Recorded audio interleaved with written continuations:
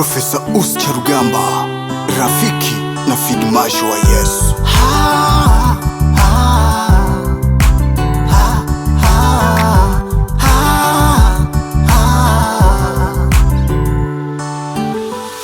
Mjue sana Mungu, ndipo mema yatakapokujia. Mjue sana Mungu, ndipo mema yatakapokujia. Mjue sana Mungu, sana Mungu, ndipo mema yatakapokujia.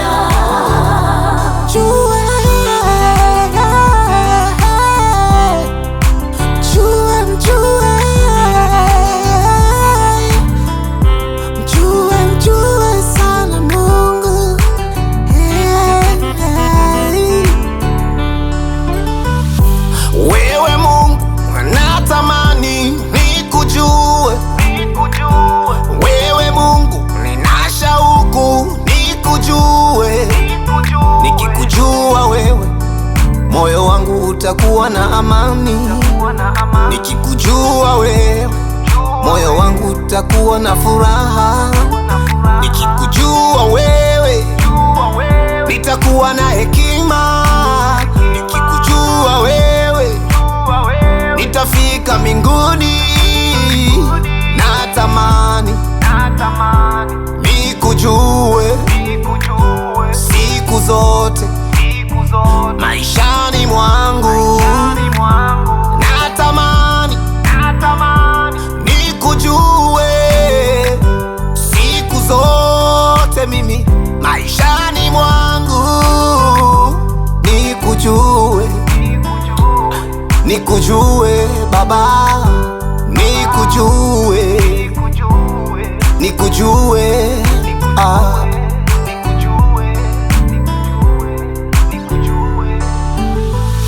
Mjue sana Mungu, ndipo mema yatakapokujia. Mjue sana Mungu, ndipo mema yatakapokujia. Mjue sana Mungu, sana Mungu, ndipo mema yatakapokujia.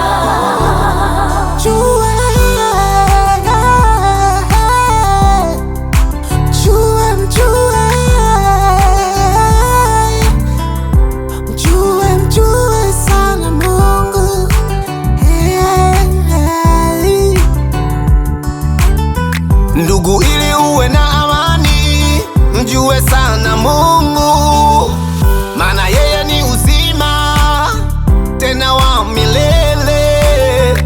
Ndugu, ili uwe na amani, mjue sana Mungu. Mungu wangu natamani nikujue siku zote, moyo wangu uwe na furaha. Mungu wangu natamani nikujue siku zote, moyo wangu uwe na furaha daima. Furaha yako haina kikomo, tofauti na ya wanadamu we. Furaha yako haina kikomo, tofauti na ya wanadamu we. Furaha ya wanadamu ni fupi,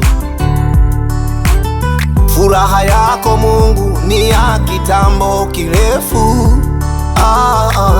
Nikujue ili niwe na amani siku zote. Nikujue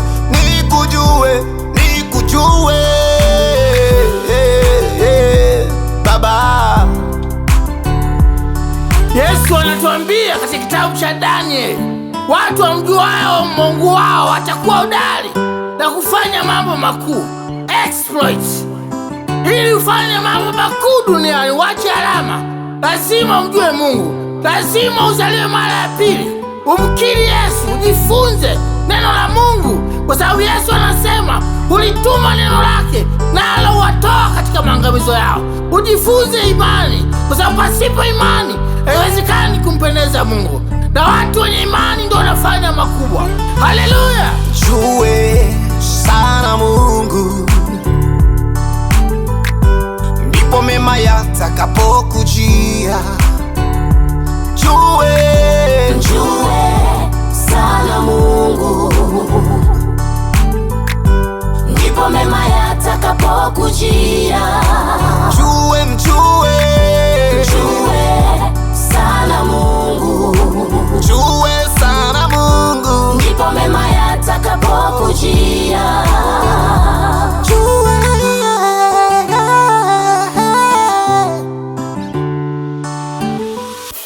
That hit sound.